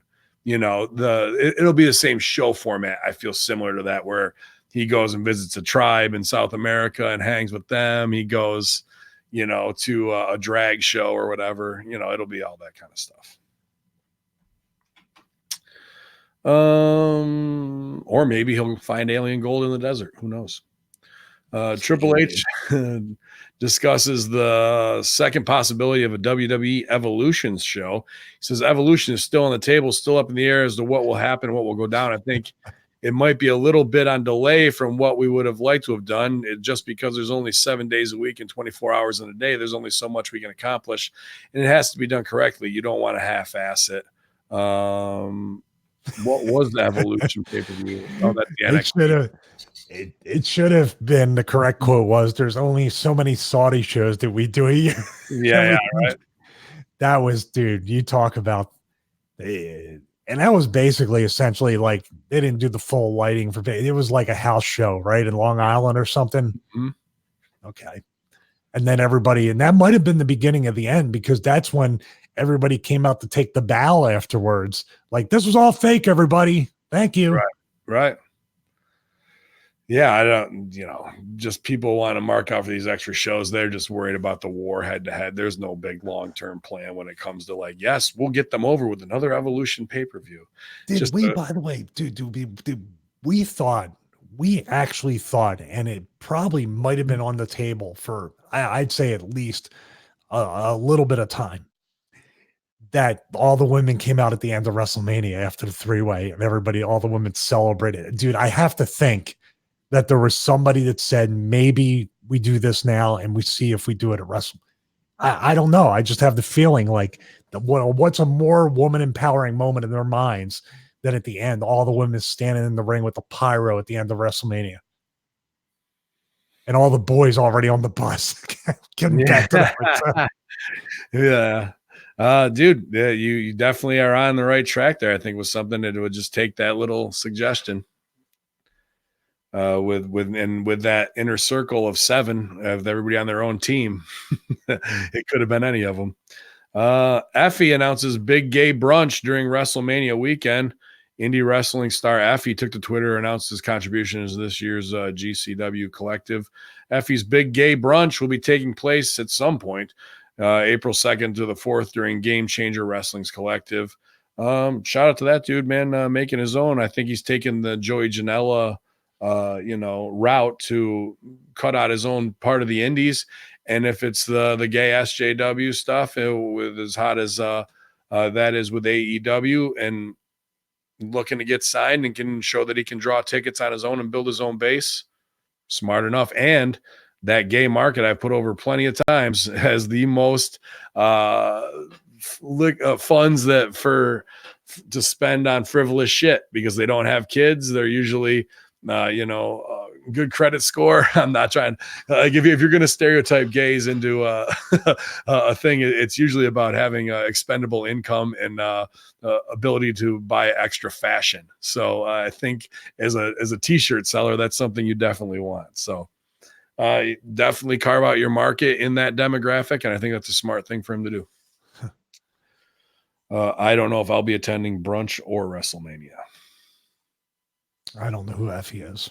He's just an indie guy who works Northeast, I think. WWE provides explanation for Sunday's controversial Hell in the Cell finish. On this week's episode of WWE's new studio talk show, The Bump, they ran a quote from the official Rod Zapata explaining the reason behind Sunday night's controversial Hell in a Cell finish that saw the Universal Championship match between Seth Rollins and The Fiend end in a referee stoppage. The quote reads, "With Bray motionless and Seth clearly doing whatever it was going to take to win the match, I had to think of the competitor's safety. And at that moment, I did what I thought was best. Personally, we like the statement from the Porn Titan Brazzers about the final show's moment a whole lot more." Whatever. Get your shit in. So on a podcast or a studio show called The Bump, this that no one's watching and I didn't even know existed, they're going to put out the referee statement instead of him opening the show on a spotlight where has to put that over. We get Lashley and Lana, Finger Blast City. Do you think they're going to really go in and talk about these things? I mean, they have that studio show with Punk debuting on Fox, and he supposedly is not going to put over stuff that's bad. He's going to say that it was bad. Do you see that really happening? For 1 week. when they do it, as much as they let Bailey do a sit-down interview with Fox again to talk about pay scale and unions, that's as much time as he's going to get doing that. I love it. That is so what's your CBA like? Your collective bargaining agreement? No, it's just fun riding 250 miles at 2 a.m. Ask Ryback. It's like a game where you try to keep your eyes open and everybody else. You're playing Frogger. You guys never played Blurry Eyes? You never played Blurry Eyes and slap yourself in the face? You never played that like in the beginning of Signs? Like, I'm the wife. I went through the window. Yeah. Look at me. Amazing. Yeah, amazing, you guys. We're looking for podcasts to listen to, you guys. Suggestions. We always play the game late at night after 3 days on the road. First one to heaven. Yeah, right. Oh, shit. Jesus, was that Jeff Hardy driving by? All right. We only have ourselves to blame for being fucking idiots and letting it get to this point. That is true. WWE Network final story, Stevie, which probably should be on Russo brand. WWE Network to air press conference on Friday featuring Brock Lesnar, Cain Velasquez, Tyson Fury, and more. WWE Network will be airing Friday's press conference from the T-Mobile Arena in Vegas, kicking off at 3 p.m., pal. Set to appear were all those people, as well as Triple H and Rey Mysterio. And they will be is that Lesnar versus Velasquez and Fury versus Strowman will be announced for this month's WWE Crown Jewel pay-per-view. So even the Tyson Fury stuff isn't paying off in America. Do you think Saudi knows who Tyson Fury is? And will it be for Braun Strowman's big green belt that he won that one time, or the big trophy he won that one time? It's very interesting. These Saudi shows, man, have completely just this is an art, but at least they're getting paid. They've never been more profitable. Could this be the first F up though, where Fox wants something with Tyson Fury and they're paying off a match in Saudi there with them? Doesn't seem right to me. And we talked about this of like when WWE is trying to build business with Fox and build storylines, but now the Saudi mix it up thing happens and the business doesn't get done properly for Fox because of placating to the Saudis because you're beholden to two masters. I don't know, dude. Like this could be the first things where a crack forms that way. Well, no matter what happens, all I want to do is see the Fox and USA executives serve as the presiders over the draft. That is all I'm looking forward to. Well, here, yeah, I see who comes out. Here's one thing I was going to say too is didn't Saudi Arabia kill a bunch of gypsies? Like, wasn't that one of the people who are on the list when they murked all those people? It was yeah, I don't know, dude. I think they're up for killing anybody that's not Saudi. They didn't say gay, but they said all these other things like witches and shit like that. The warlocks and stuff. Right? So I was gypsies in there, and now the Gypsy King is coming to Saudi Arabia. What could happen now? Well, Goldberg was there. Paul Hamin was there. I mean, yeah, the juice. It's very strange. Very strange. Strange times in the biggest, most full week of wrestling that we've seen since what 1995, pretty much of when ECW, WCW, WWE all were running TV, and it was a lot to cover, man. And I appreciate you hanging in there with me, and obviously doing even more with Stevie Richards Broadcasting. You are the podcast champion of the week, dude. You've produced more shows and put out more content, more man hours than anybody else for listeners across many platforms. So thank you. Oh, no problem. I still can't find the right microphone, although you do like this one, so I stick with it. Yep. It's really just I always thought, and I still believe that both of us, because of our wrestling experience, and it doesn't have to just be in wrestling, but we're meant to be in some medium of broadcasting. I've always liked the radio show stuff. I always liked the one-man show stuff. I know I haven't done that yet.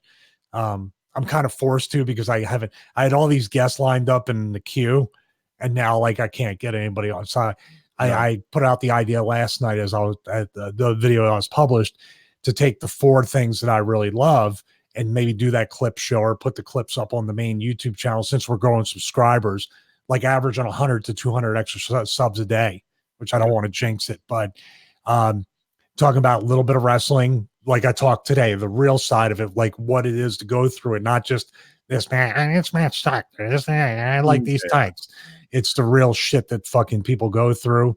And, eventually like having calls with you, like they do on the NFL shows and have the graphic of on the phone, Ben Hamin Media Group or whatever, have a kind of cool radio vibe. But technology, which would be technology or gaming, fitness, and then the fourth one could be a little bit of conspiracy or just whatever. I don't know. Like that way you have like every week, like 4, anywhere from 7 to 15-minute clips of a video going out, and you kind of record them that way. I think it'd be wise of you to show your humanitarian side too in what you do with animals. People that obviously not just for clickbait side, but cats and dogs are the number 1 and 2 most researched things. And I was going to stream it yesterday using Switcher Studio. I told them I want to stream it using Switcher Studio from there every Wednesday when I'm there. Just stream it live to Facebook or YouTube or something and just have the, do your little home shopping network thing. If there's cats up for adoption, and even if it's somebody local, who knows, man, maybe, but well, good. Yeah. I mean, cause I have the Saramonic wireless kit with that adapter, so I'll be mic'd up. So it's not like you're hearing like those other live videos where you just like, what? Yeah. I'll be mic'd up and ready to go. I mean, the whole thing is, and I said it in the video, it's like every year that goes by, I try to look forward and try to make things better. You know what I mean? Instead of looking back, like, and people in our business, it's really easy to rest on your laurels and still be the guy you were on TV or to be the guy in the wrestling thing and just hang on to that. But it becomes very, very, I think, toxic to your growth. Well, if that's all you're going to define yourself as, the reality is, what do you want to call performance art or whatever, wrestling? at the end of the day, you are an artist, you are performing. And if you don't have an outlet for that, and you're going to not progress yourself, progress your art, challenge yourself, challenge your writing, try and expand your mind, you're going to become just a smaller shell of what you once were, as opposed to really evolving, really metamorphosizing, and becoming something that inspires everybody else through your own work. And while you're doing it, you don't look at it as like, I'm doing this for X reason. It's just moving that line forward each day. And I think this year we did that, Stevie. I really do, even though there's 2-3 months left in the year. The progress we've made, production wise, show wise, human growth wise, I can't say I look back on it with being like, damn, we missed opportunities. No. I think we've done every day we do everything we can to do that. And it's up to those opportunities to not come to us, but we have to stick to our own business, and we'll get found one way or the other, or we'll run into the right opportunities and it'll sync up. But yeah, it's been great. It's going to continue to be great. And just please don't create any more wrestling shows. I'm begging these companies. Well, it's too late. The last story actually I didn't read. I clicked on it. Was Master P bought Hog Wrestling, HOG House of Glory, and he wants to go head to head with WWE, man. So I wouldn't mind working for Master P, man. Oh, nah. It'd be good, dude. That hip hop wrestling, I think that's another genre. So I'm anxious to see what's up. So if you want to troll Master P, tell him you want the Horseman, tell him you want Hamin Kong, tell him whatever, man. But dude, that has kind of parody written all over it in a way. You're talking about mixing like the hip hop lifestyles of Rich and Famous with pro wrestling. Dude. You talk about two different, like, you're going to take this piece of entertainment it is lowbrow. I'm sorry. It's coming, and then you're going to put it in with the high flute and like, I mean, you can make us wrestlers and give us, have us come out of like fucking Ferraris or whatever. Well, there'll be some of that, like that stunting, but like that's hip hop too. Hip hop is wrestling. It's all phony. And there's different people, from the high level baller who wants to act like he's Jay-Z around the world to the grimy street hustler. And I don't think everything's going to be, Black Street oriented, but there could be some fun stuff in there. And, to be under Master P's label, No Limit, I would like to test the limits and see what's going on, man. Testing the limits of this weekend, going to the mountains, hanging out. Yeah, well, we got to take care of my wife's business up there in the mountains. She's actually, it's picking up for her, which I'm really happy about. I'm probably going to create content up there. I'm going to hopefully get a couple podcast episodes or broadcast episodes up there. If not, me, I try to stay busy with it and everything. Other than that, what I might do is I'm going to set up the desk out there, try the clips if I can, keep up with the reviews. So I want to thank everybody for subscribing. We're well over 47,000 subscribers, but please subscribe to the channel, click the bell to get notified. Go to StevieRichardsFitness.com, choose your program, choose your video. If you don't choose to buy anything specifically from there or the Pro Wrestling Tees store, just shop via Amazon. I have a lot of affiliate links that are in the descriptions of each and every video. You can shop on Amazon like you always do, and that goes towards commissions so I can buy cool stuff. And I plan on building a Hackintosh. I might pull the trigger today. Yeah. And, it always, everything we do, bin stuff, Sal popping on, myself, it goes right back into what we're doing. We're not making a living to pay the mortgage or doing anything like that. It's truly being reinvested back into the projects that we offer to you. Yeah, you guys know where we are. We're here all the goddamn time. It's not like we're off spending your money someplace. We can't get away from the microphone for more than 12 hours. Siri just got everything I said, by the way. Oh, nice. Every word of it. Thank you, Siri. Piece of Siri, shop Amazon. So you guys know what it is. It's the real deal. Always here at the locker room. I'm looking forward to this afternoon, hoping to be back here at twitch.tv/conspiracy horseman. It's just easy for me to record, and hopefully that way. And I'll be with TJ Jagodowski, my mentor from Chicago, the world's greatest improviser. You know him from the Sonic commercials, the guy who rides shotgun and gets all the good jokes in, man. So he's the one on the passenger side that makes he's the guy that I'm kind of like, that just gets in the little lines, and the other guy is setting everything up. Exactly. And that's Peter Gross, another great Chicago improviser as well. And I'm so happy to link up with him. We're going to talk about TJ's podcast, Here's the Situation, with Rush Howell, another awesome improviser in Chicago who's a lawyer and just a brilliant mind. I believe he went to Harvard. I'm not sure. He went to a top school. What time is it, by the way? Right now, it's 10:10. I'm going to probably try and link up with TJ around noon. So keep an eye on your emails or wherever it is. He's in Chicago. So we didn't set a time. I can't remember. I'm not sure. But it should be right around then, you guys. So if you want to log back in your lunch hour, just keep an eye out. That could be a cool one to catch. I just put it up on Twitch because it's easy for me to download and then chop up to put on hackerhamin.podbean.com or Hacker Hamin on iTunes. Like you said, you can get all those new Reds at prowrestlingtees.com/Ben Hamin/Stevie Richards/SEG shirts /Greek God Pop Down. I got to check with Ryan Barkin to see about the Hamin Media Group. I got to check on the HMG store so we can get all of your other favorite shows as we put them all out here, you guys, this weekend. I'll put up the new Stevie Richards broadcast, new NFO. I'm sure NXT Next Level with Bello, and then the AEW show with Matt Schaffer. I'm not sure who was co-hosting with him. And then Colin Wysong has joined us here at Hamin Media Group, a longtime listener ever since WrestleZone days. I had a really good podcast with him about improv. He's an up-and-coming guy here, so we're giving CY his own spot with Big Ray on the Smack Attack on this weekend. So get it all in, you guys. There's only one place to be. It's Hacker Hamin Media. We're proud to bring it to you, infidels. If you don't like what your